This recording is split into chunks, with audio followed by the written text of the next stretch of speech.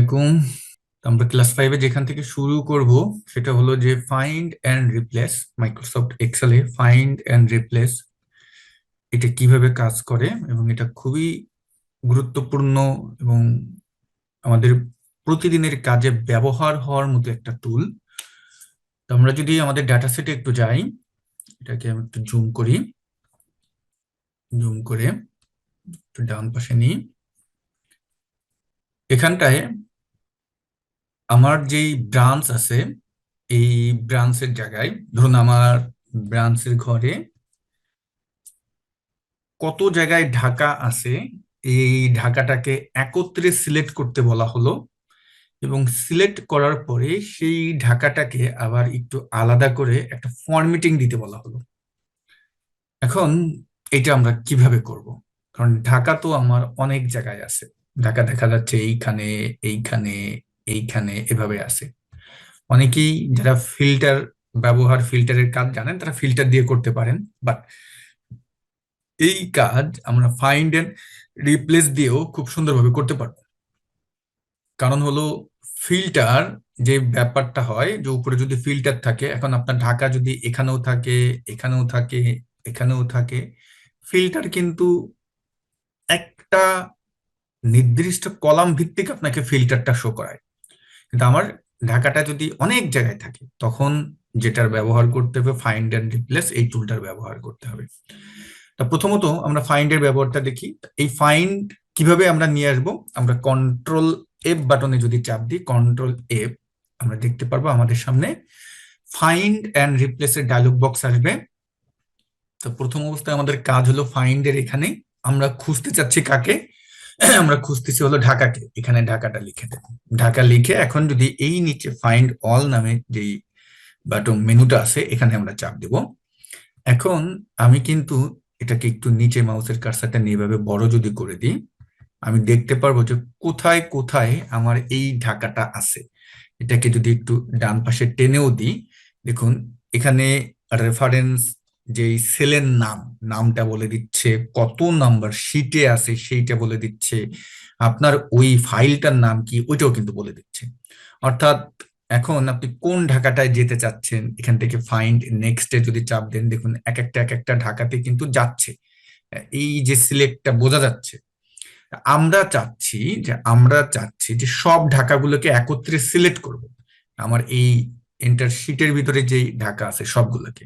তা আমি তো ঢাকা লিখে এখানে ফাইন্ড অলে যখন আমি ক্লিক করলাম, তখন এইভাবে আসলো। জাস্ট এই জায়গাটায় আমরা মাউসের কার্সার দিয়ে একটা সিলেক্ট করে কন্ট্রোল এ দিয়ে পুরোটা সিলেক্ট করে নেবেন। কন্ট্রোল এ দিয়ে কিন্তু পুরোটা সিলেক্ট করলাম। এখন হলো কি আমার সব ঢাকাগুলো কিন্তু সিলেক্ট হয়ে গেছে, খেয়াল করছেন? এবার আপনি যদি ফরম্যাটিং করতে চান, যেমন আমি চাচ্ছি ঢাকাকে ইটালিক করতে, বোল্ড করতে, কিভাবে করব? অলরেডি আমার ঢাকাগুলো সব সিলেক্ট হয়ে গেছে। তা আমি যদি এখন হোমে যাই, হোমে গিয়ে আমি এখানে বি ফর বোল্ড করে দিলাম, দেখুন সব ঢাকা বোল্ড হয়ে গেল। এখানে যে এই আই ফর ইটালিক করে দিলাম, সব ইটালিক হয়ে গেল। পাশাপাশি আমি একটা ব্যাকগ্রাউন্ড অর্থাৎ ফিল কালার দিতে চাচ্ছি, তাহলে এইখানে আসেন, এখানে এসে আমি একটা ফিল কালার করে দিলাম, ডান। এবার আপনি এটাকে যদি ক্লোজ করে দেন, তাহলে দেখুন এই একটা একটা করে যদি আমরা ম্যানুয়াল ভাবে করতে যাইতাম, বা আমরা যদি এটা ফিল্টারিং করেও করতাম, আমার ডান পাশেও যদি কোথাও ঢাকা থাকতো, তাহলে এটা কিন্তু করা আমার পক্ষে সম্ভব হতো না। এখানে কত কত ডাটা আছে, খেয়াল করছেন? এখানে শত শত ডাটা আছে। ওকে, এখন আমাকে বলা হলো যে এই যে ঢাকার যেই ফরম্যাটিংটা আছে, এই ফরম্যাটিংটা আমি যেখানে যেখানে ধরুন কি আছে, আমরা যদি একটু জেন্ডারের দিকে খেয়াল করি, যেখানে যেখানে এম আছে সেই জায়গাটা আপনি ব্যবহার করতে চাচ্ছেন। নোটেড, আমি কি চাচ্ছি? ঢাকার ফরম্যাটিংটা, ঢাকার যে ফরম্যাটিংটা এটা আমি এম যেখানে আছে, এম এই জায়গাটায় আমরা এই ফরম্যাটিংটা ব্যবহার করতে চাচ্ছি। তাহলে কিভাবে করব? এই ক্ষেত্রে আমাদের এখন যে টুলটার ব্যবহার করতে হবে, অর্থাৎ আমরা কিন্তু একটা ফরম্যাটিংটা আরেক জায়গায় ব্যবহার করতে চাচ্ছি, সেটা হলো এম এর ভিতরে। তাহলে কন্ট্রোল এইচ বাটনে চাপ দেবেন, এইচ বাটনে চাপ দিলাম। আপনি কন্ট্রোল এফ বাটনে চাপ দিয়েও এই ডায়লগ বক্সটা আনতে পারবেন, এখানে রিপ্লেস কিন্তু আছে, এই জায়গাটায় সেম কাজটা করতে পারবেন। তা আমরা কিন্তু এবার যেইটা চাচ্ছি সেইটা কি চাচ্ছি? আমরা এবার চাচ্ছি যে ফরম্যাটিং চেঞ্জ করতে চাচ্ছি। কার ফরম্যাটিং চেঞ্জ করতে চাচ্ছি? যে ফাইন্ড হটের জায়গায় এখানে আমরা লিখবো হলো এম, এবং এই রিপ্লেসের যেই কালারটা এটারও কিন্তু ফরম্যাটিং চেঞ্জ করতে চাচ্ছি। এম যেখানে যেখানে আছে, তাহলে রিপ্লেস উইথ এখানে আসেন। রিপ্লেস উইথ এর এখানে কিন্তু কোনো ঢাকা ঢাকা কিছু লেখা যাবে না, আমরা চাচ্ছি কি ফরম্যাটিং চাচ্ছি, আমরা কিন্তু কোনো টেক্সটকে চাচ্ছি না। এই ক্ষেত্রে আমাদের যেটা করতে হবে, একটু মিউট হয়ে যাব, যারা জয়েন হব একটু মিউট হয়ে যাব। এই ক্ষেত্রে রিপ্লেসের এখানে এসে এই জায়গাটায় দেখবেন অপশনস লেখা আছে, খেয়াল করছেন? অপশনসে চাপ দিবেন। যখনই অপশনসে চাপ দিলাম, এখানটায় কি ফরম্যাটিং আমরা দেখতে পারতেছি, আমাদের ফরম্যাটিং কিন্তু চলে আসলো। তা আমরা এম যেই জায়গা আছে সেই জায়গায় একটা ফরম্যাটিং দিতে চাচ্ছি।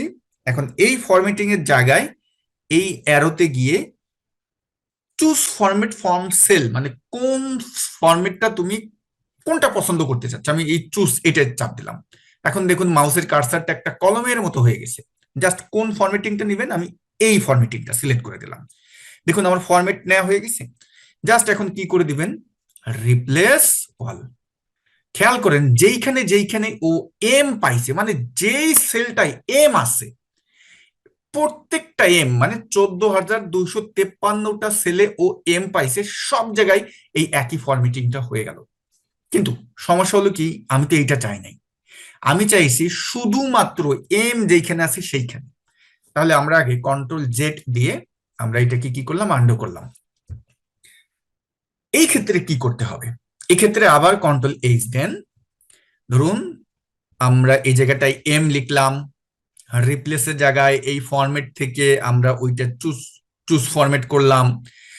এখন হলো কি, এইখানে দেখুন এই যে নিচে অপশনসে আসলে ম্যাসকেস, ম্যাসকেস মানে মাস্টার সেল কন্টেন্ট, মানে আমার প্রত্যেকটা সেলের কন্টেন্ট 100% ম্যাচ করতে হবে। তাহলে আমি এইটা চাপ দিয়ে দিলাম। এখন যদি আমি রিপ্লেস অল দিই, দেখুন এখন আমার কি হলো, এখন হলো কি ওই যে আমরা ফাইন্ড হোয়াট যেইটা দিছি শুধু ওইটাই কিন্তু হয়েছে, মানে ম্যাচ সেল যে এন্টার সেল কন্টেন্ট যেটা আছে ওইটাকেই কিন্তু আমরা বলছি, ফুল এন্টার সেল কন্টেন্টটাই কিন্তু আমার এখানে হয়েছে।